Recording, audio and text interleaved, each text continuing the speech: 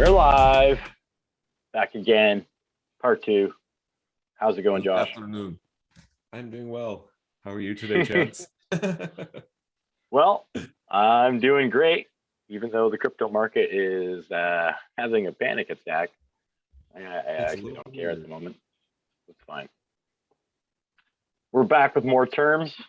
Anybody that was here and was able to check out part 1, we went through about 25 or 26 slides of terms that you should know, and in that I was taking notes of more things that sparked part 2, and I believe part 3 will be a whole bunch of terms that are just strictly on charts. So we'll go through part 2, which is a little bit more of a generalization of the different terms, and part of them were sparked from some of Josh's questions last week. And then when we're done that, we're going to make another short video about charting. And that's why our part 3 will be terms completely about the charts and indicators, what all this crazy stuff means. So let's do this. That leaves us with cold versus hot storage. What do you know of this? That hot storage is online and cold storage is not online. All right, so the only difference is internet connectivity. You're right on track here, which is defined by wallets of the terms. Your hot wallets are connected to the net and cold wallets are offline. So you're exactly accurate. You're going to nail the test this time. Nice. So what's the difference and why the difference between the two? Is that like why would I want a hot wallet versus a cold wallet? So for example, let's say that there is an internet hack on your phone itself, and you've downloaded a free cold wallet or a free hot wallet that's on your phone that you would go to and is always online. Now, the capability of, like, let's say someone's hacked your Twitter account or hacked your Facebook or sent you an email that you shouldn't have clicked on. And there's just basically malicious people out there trying to get your money, especially around the time when bull runs are happening and your money's exponentially gaining. They're looking at the exponential targets. And if they're able to hack your phone in any way and your stuff's online, it's basically like leaving your wallet on the front porch. No one leaves the wallet on the front porch. Most people close the door in the bathroom. It's just that first layer of security of, I got my stuff offline, no one can even get to it, or I have my stuff online.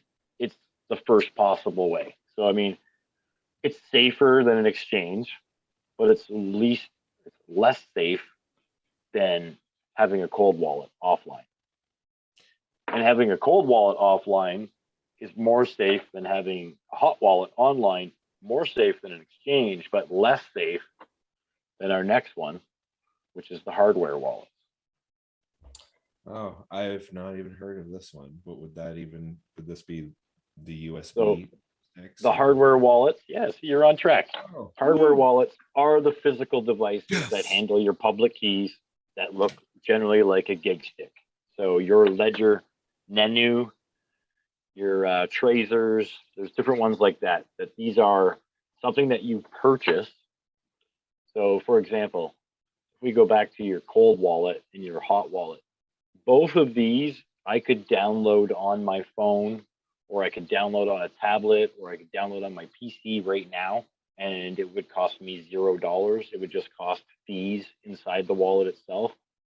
But a hardware wallet is a physical entity that you've purchased.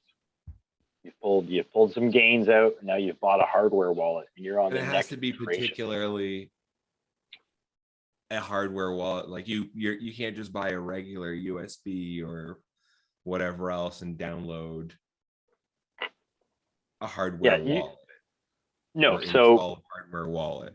The actual hardware wallets itself are physically pre-made devices that resemble a gig stick. It's definitely not a gig stick, and you can't just use a gig stick. There is ways, for example, where I have a tablet that doesn't connect to any network unless I have the Wi-Fi on, and I could download cold and hot wallets on here for free. And then when I'm done using it, just turn the internet off or turn airplane mode on and just disable the internet. So you're making kind of a physical hard wallet because you're holding it in your hands, but it's kind of like a bootleg cheap wallet. Or Okay. you get the actual physical device, which if I were to quickly stand up and grab you a nano, I can show you on our little video chat.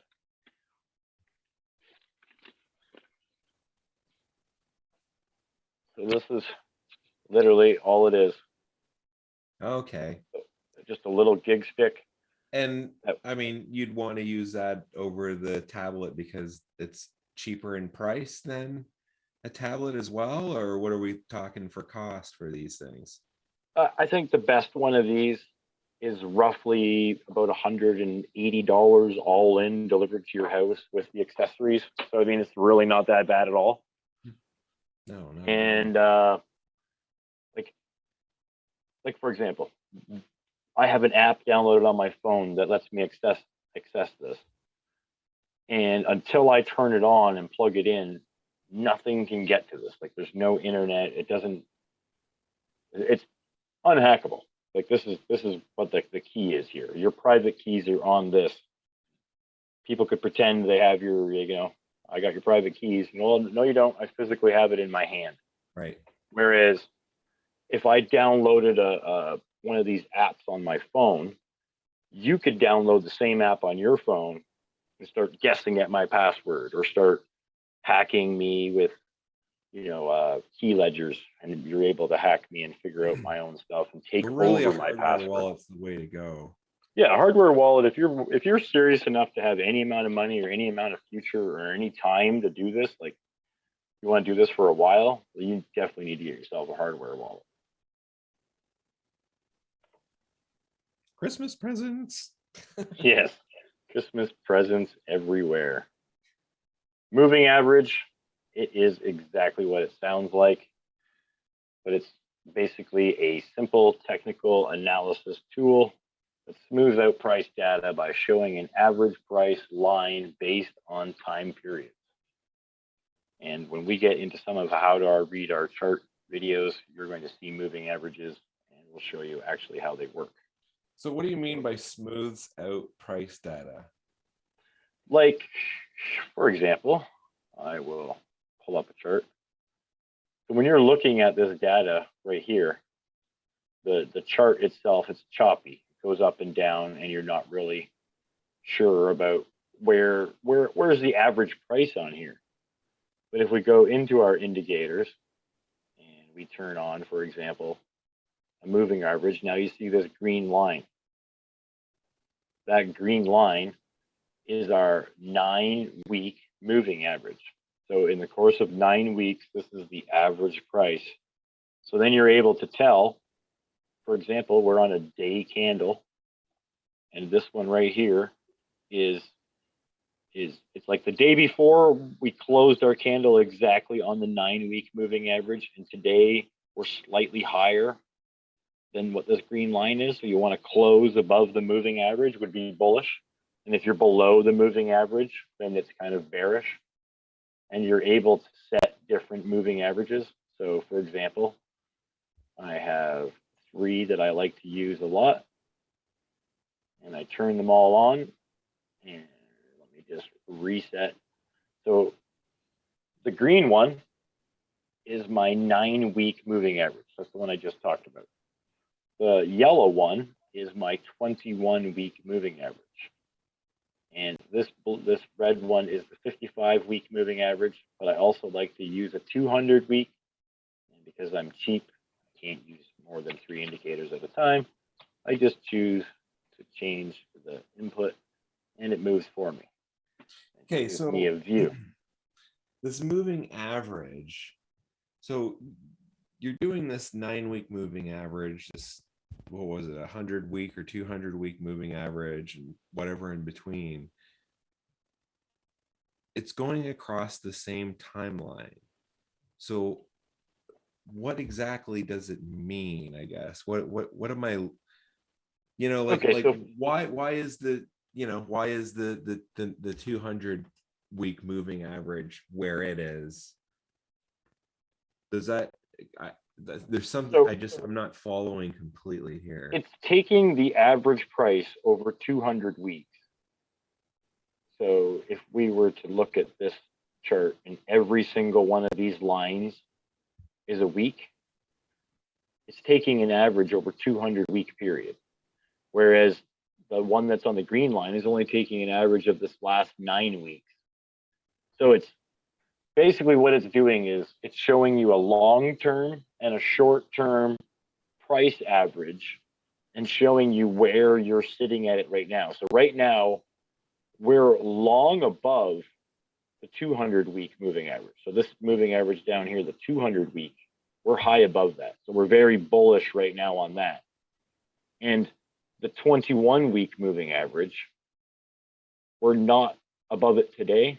We're actually on a week chart, but on this weekly chart, we're below it. And on a weekly chart, we're below a 9-week moving average. So it's bearish on a short term.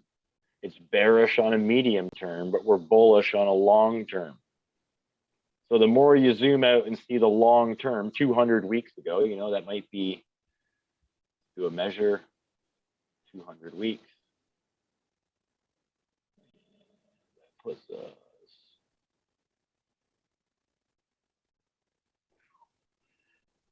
back in January 2018. So it's showing me. Oh, you're clipped out a little bit there. I don't hear you.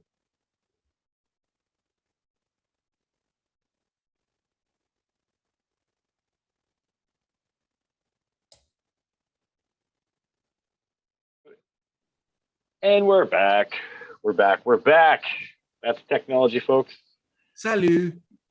Yeah, if you plug phones in, they tend to work for longer durations of time. So now that I've figured out a phone and Josh has figured out what moving averages are, let's get back to what we were doing. We were in the middle of terms. I was discussing moving averages. Any more questions before I move on from this one, or should I dive deeper? Because well, I just wanted, I think we were getting it, but since we were talking, using the phrase again too, refresher for the people, what does bearish mean again? Bearish would be there's little money in your pocket. It's not a lot of price action. We're in a time where there's very little happening. So it's okay. An expectation that the price will go down. Bearish versus so bullish. When you're talking about these bearish points, you're talking about these points that it's going down. Yeah, you know how most people get paid on Thursday. Wednesdays are typically bearish around my house. I have no money. Whereas Thursday afternoon is very bullish. I feel like a big shooter. I'm out buying dinner. And then by Friday, things are bearish around here again. Until we got rich off crypto. Yes, of course. Until these things go down and we get bearish off of crypto. So these are our moving averages. I will dive deeper in a podcast scenario to try and explain them. And that's kind of what's going on, but we're just going to run through the terms. So right now, some more terms for you is RSI. What do you think? I have no idea. I couldn't even guess. Rising Strength Index. Woo. So this is the relative strength index. It's just another technical analysis tool that indicates momentum of overbought versus oversold assets. So it calculates highs and lows between two values and then shows you a little wave pattern on a chart.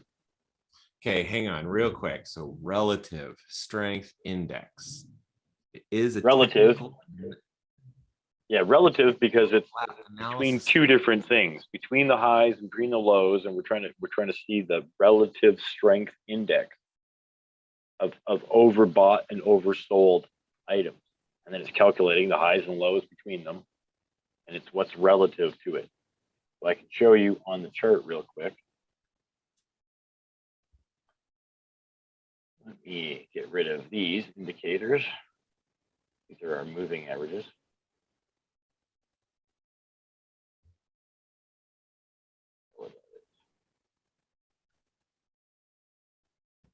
Here we have our relative strength index, pops up on the bottom. And right now we're sitting at a 46. The chart goes up to 100. You can see this down here on the bottom. Okay. And it basically correlates when you see the price rising up. You can see the relative strength index rising. And it's just basically like a math problem that's telling you calculations between the highest prices and the lowest prices. It shows you this little chart. And generally, when something reaches anywhere above 80, it's kind of too high on the charts. This is like a peak. And when we see a peak, we generally see a crash right after. Or when it's down here and it gets really, really down, sometimes like that would be a bearish move being down here, but it sparks bullish momentum. And sometimes when you're up here in the real bullish terms, and it ends up going in reversal. So, you know what I mean? We get up to high prices up here. The chart comes up to the high part around 80 or 90. And that's typically when we start to see a crash back down. We're up at this high point here, crash back down. And when we're down here and people are accumulating, and it's down in these lower areas, we'll see a pop and it pops back up. And that's when the price follows. It's basically like another moving average of the prices, but it's comparing the highs and the lows at the same time. Okay, so it's helping you predict things, then we'll say, or predict movement of. It's showing you how hot or cold the market. But it's showing you in comparison in real time to what's actually occurring, or is there some kind of where it shows 99.9% of all of these indicators are what's known as lagging indicators, or something that happens after the fact. So the price goes up and then the indicator moves. But it's in real time, but the indicator wouldn't go up and then the price go up. And it's like, yay, I found the magic wand that's going to tell me what's going to happen in a minute. No, it happens kind of like in real time, but it's based on what's happening with the price. So it's not possible to stare at that and know the future. It's possible to stare at that and realize what's happening. I was going to say, with a lot of these charts, are they important to watch on a scale of 1 to 10? What number would you give this relative strength index on a scale of 1 to 10 on charting? So if I was charting on a daily basis and I wanted to know my main indicators, I would use this on a scale of 1 to 10, probably 1. Okay. It would be very, very little. Which is helpful to know. You know, I remember when I was getting into fish and big aquariums, I would watch all these YouTube videos of people saying all these, you know, what to do and what not to do. And then you realize you wouldn't really use that sometimes. And I'm not. Moving averages are probably between a 4 and a 6 for an indicator. Like, you would use them a lot, but they're not going to be your main indicator, or they're not, like, for me personally, I use them a lot. They're not my main indicator, but they're really good. So they're between a 4 or 5. What are you searching for when you're using the moving average? You're searching for whether the final price, the daily price. Let's go over to a daily chart, and I'll get rid of our RSI, and we're going to add just one moving average. So to make it easy, these are all days. Every one of these candles is a day. So what we're looking for is, did the day finish above this line or below this line? So this day right here in particular, the entire candle, or a full body candle, is below the line. And I have it set for 9, which is kind of what it defaults. I like to pop this back to an 8. And anybody that knows Fibonacci sequence will know why. it always pops up on a 9. 9's really good for Forex. I like this on crypto. But when you see something below, this is bearish. When you see a full body candle like here above, that's bullish. So the more indicators that you have, let's say we have 3 or 4, or people can add as many as they want depending on your chart. So you just have more information. This is showing me the 55, the 21, and the 8 moving averages. So I'm able at this moment in time to realize that the price is higher than all of these averages on all of the weeks, and everything's bullish, and it gives you a good indication of what's happening. But when the price down here is underneath all of the moving averages, it just gives you an indication that shit's weak. We're not doing so well. So it's just because you could stare at this all day long and not be able to decipher, are we bearish? Are we bullish? How are we doing right now? But when you're able to zoom in and see, look, today, for example, we are lower than the 9 or the 8, the 21, the 55, and even if I change that to the 200, I think we're lower than every single week's average. So this is very, very bearish. And it's just an easy way to know right away by looking at your lines. Yeah, we're even under the 200. And guess where it's going to go because of these averages? Well, I don't really necessarily need to guess where it's going because of the averages, but generally, if we see something pull back, it might touch on the average and stop there because mathematically it is working out to be the average. So when something comes back to a giant pullback, it might stop on the moving average. Or when something's pumping, it might pump right through the moving average. It's just a good way of knowing instantaneously. So I turn this chart on, for example. I'm going to pick another chart, and I'm going to tell you in 10 seconds, as soon as we get on, whether we're bullish or bearish, just based on the moving average. So I'm going to go down to the top 10. I'm going to pick a coin. We're on Litecoin. I zoom in, and we realize I'm below every single average bearish.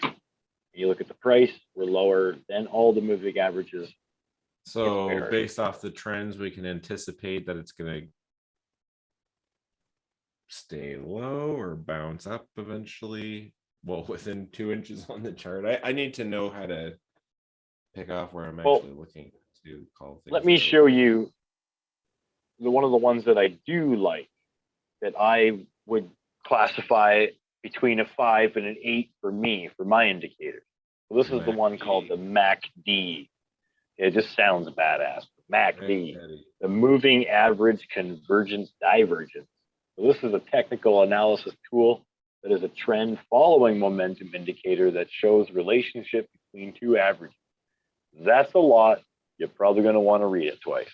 But on simple terms, it's a chart that's either red or green, flipped upside down or right side up. And it's super simple once you see it to realize whether we're going into price discovery and having a great day or we're having a shit day. But you can see it instantaneously, know where you are. And that one, although it can change on a dime and it's a lagging indicator as well, you have a better idea of where you're sitting just running through the time dimensions. So you can make the candles into 1 day, into 1 hour, into 1 minute, into 1 month. So when you have the MACD on and you see that on a day candle, you're almost out of time and it's going to flip to the other side of the chart. Then you flip down to a couple different time periods, so the 1 hour to the 2 hour. And you realize that, it can almost pinpoint when it's going to flip over based on this information from this indicator. Let me show you what that looks like on a chart. I'm going to go back up to the Bitcoin chart. It's a super familiar one to show people.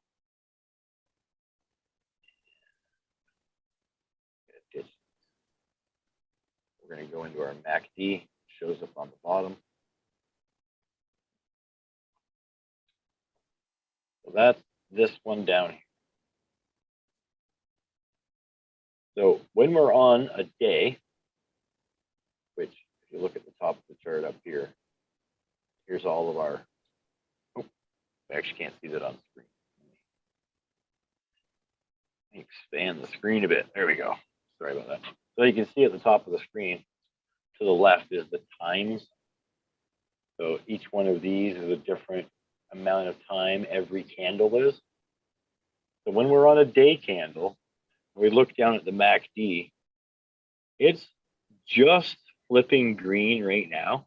It's the very first day that it's flipping green. You see that? Yeah.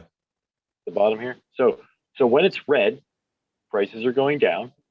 When it's green, prices are going up. And when we see the blue line on top of the red line, price is going up. So what we can see right now is the lines are crossing, the colors changing, and this is on a day chart. So we should expect that tomorrow there'll be a new green one and the lines are changing more. So that's kind of, this is a really good indicator because as you can see, it changes, like it's going up as it's rising, but you can see it coming down and dwindling, and you can see it changing color from a dark green to a light green. So it's an easier way to tell when you're heading down towards bearish. Or so real quick, what does the dark green and the light green each indicate? So this would mean like there's a lot more volume or there's a lot more momentum when it's dark, and it's thinning out when it's going light. So you can see how in the beginning when it's going hot green and the chart's moving straight up, and then it starts to taper off as it's going into the lighter green, and the chart starts to go down and it's not moving up as much. And then same idea when we're down here and we're starting to taper off the bearish and we're about to flip back up, and we're going to get another one of these greens. As you see it changing color from a dark red to a pink. Okay, I see. So this one I like because you can look at it instantly as an indicator and realize, holy shit, okay, we just flipped green, and that's on a day chart. Okay, I wonder what the 4 hour looks like. So now we go down to the 4 hour, and for the last 4 hours, it looks like we're going green. Okay, so you're able to go through the time period and just look and see where we are instantly. You know, we flip over to the week, the weekly, we're still bearish. So it's almost like if you were to try and zoom in, you know, it looks like on the monthly candles, it's going bearish. But when you look on a weekly candle, it is bearish, but it looks like we've already done a couple of red pumps and it's possible these will get smaller. And when you zoom down to a smaller time frame on the daily, yeah, it has gotten smaller and it's actually flipping green. So it's kind of like you could walk yourself down the timeline from a month to a week to a day to 4 hours to an hour and just get a grasp of where you are and where you are on this MACD, like where you're sitting green or red. And it's just a really, really simple way to kind of get a grasp of where you're sitting and where you're heading. Did that confuse you yet? No, it's all a lot of something that I'd probably want to spend much more time on down the road, I would say, for sure. Like I get what you're saying for the record there, but I guess all of these things I'm just like, oh, maybe all together, yeah. It'll take some time to digest and some rewatching. Good. This means I'm doing my job. You're completely confused and you've got to rewatch our own video. That's okay. This is like, to be honest, my first 6 months into this, I didn't even make a trade. I got in, I watched the free charts that I had. I was watching them on a terrible app. I had no idea that I was using a shitty app. And it wasn't until someone's like, hey, use this app. Oh, try this one. Oh, these charts. And I'm watching charts in real time. I went from like watching a line chart that didn't move to watching minute charts Now I'm addicted. I'm watching minute charts. Now I got to figure out what every indicator looks. And it's just a 6 months of sitting in the dark, not knowing anything, and then like 4 months of this giant learning curve. What the hell's an RSI? What's a MACD? What's a divergence, convergence, and what the fuck is this? You know what I mean? It's just such a learning curve that luckily for me, because all I do is research and I'm kind of into this idea and I love math and I love averages and I love that stuff, that this wasn't a giant thing for me to take in, but I could see how it would be a huge learning curve for people. And unless you're willing to commit to learning a new language, like, what do you do? Oh, yeah, come on, monkey. Go ahead. Austin, Everyone say you're on hello the to show. Judy. Hello. Here, come here for 1 second. Perfect. You can sit on this, but this will get boring for you, kiddo.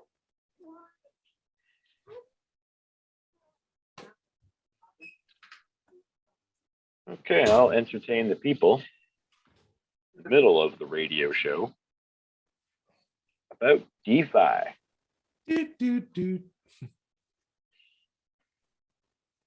This is a big one. You're good to go? Yep. Okay, cool. DeFi.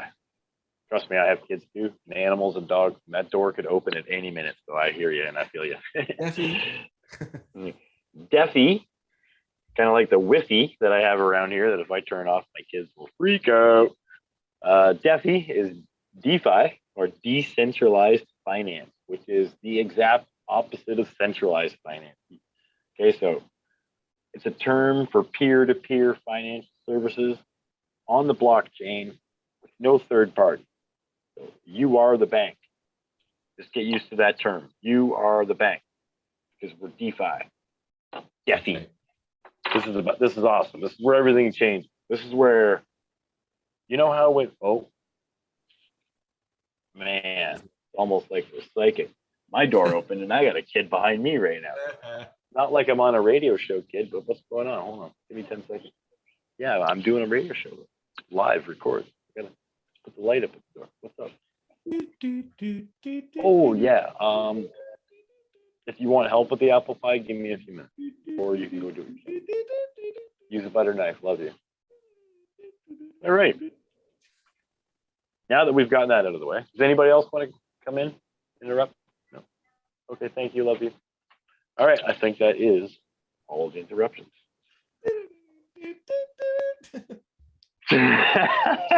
DeFi, decentralized finance. You're the bank. This is a big one.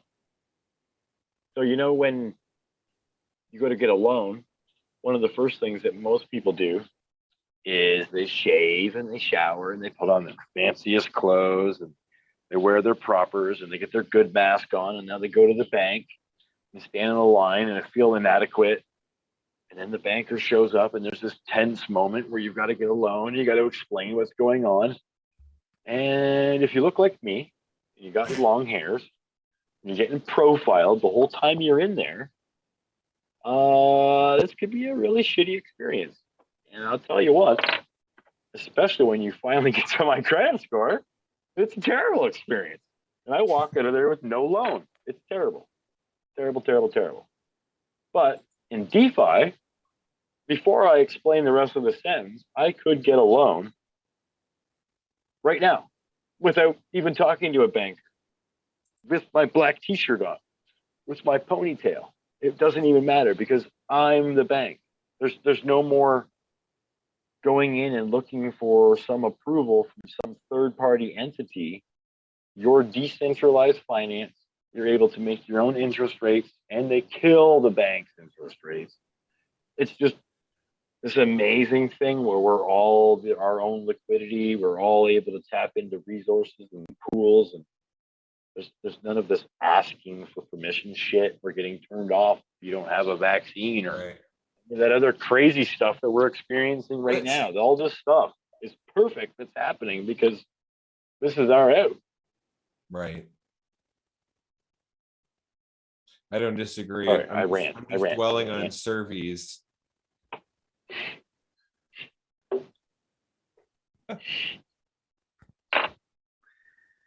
Oh man. I'm gonna hit that. Oh, what was that? Okay, go on. The government's trying to contact me right now. Oh, yeah, shut that down. DeFi, you get this? Do you understand where this is, or what's your question on DeFi? Honestly, No, like I said, it's going to be, yeah, I mean, it's going to take a long time for me to, maybe not a long time, but like I said, it takes a bit to soak in because there's a lot there. Even that it's a mouthful to even listen to, right? In my opinion, decentralized finance, not so much that, but what the definition is a bit of a, you know what I mean? Like that's the blockchain with no third. I mean, it takes me a couple of times maybe to read some of these just because even all the terms kind of deal. Like it's very, you have to go back technical. to part one and realize that is where I remember what blockchain and all that jazz. We talked right? about Yeah. blockchain in part one. So if you're Right. following along, if you're on lesson number 2 about terms, you already know what a blockchain is. Right. And I'm glad when we were halfway through, you brought up what's bullish and bearish, because that was in the first one. But people sometimes need that, that reassurance or that remembering. Some of the ones that I want to do. You're not going to use the terms very often. Sometimes, right? It's just like, well, then here we are. At least it's all explained, though. Well, what I did is on my website, which is CoinGuy.Bitcoin. So it's built into a decentralized internet. It's not on the actual web. So when we pull that up, I can show you. There will be a page that is just terms. So all the videos will be on here, but I'm going to include all these slides on. So you can just go on and you don't have to listen to me rant. And you can just look at all the definitions and the terms. So there is a point to all these lessons. Sometimes, it's nice to go through and listen to something, but if you want to just come back and check, this will all be on the website laid out. Yeah, like it's good for them it's good to have. I'll try not to get off track. That's okay. That's okay. Part 3 is going to be all about terms that have to do with the actual charting itself, because charts are a big deal and there's a lot to them. And I don't think that, I think that you would lose people really, really quickly if they don't know what the actual terms are for the chart. So if I'm like, hey, I'm going to turn my MACD on and I'm going to turn my RSI on and I'm going to talk about, candlesticks, and they go hand in money, hand. candle closes. You gotta really know kind of what the language is to understand what I'm talking about. Or now I'm just saying words to someone who doesn't even know what words are. So yeah, exactly. They go hand in hand. You need both of them in order to accomplish, I think, the full Monty. We've basically got to learn a language. And then once you learn the language, then I can start to apply the strategy of how we're deciphering this language to be able to be more capable of predicting or generalizing an outcome, or because we don't know whether it can go up or down, at least planning for it. So it's good to know the terms. It's good to know the words. So, I mean, like, you can't have a conversation with someone if you don't speak the same language. Got to come to some general terms. And this is what we're doing right now. Right? So that's it for my terms video. I'm going to say goodbye to the lovely people. Bye. I do. We're going to shut her right down. Okay. We'll be back again, folks, with our next.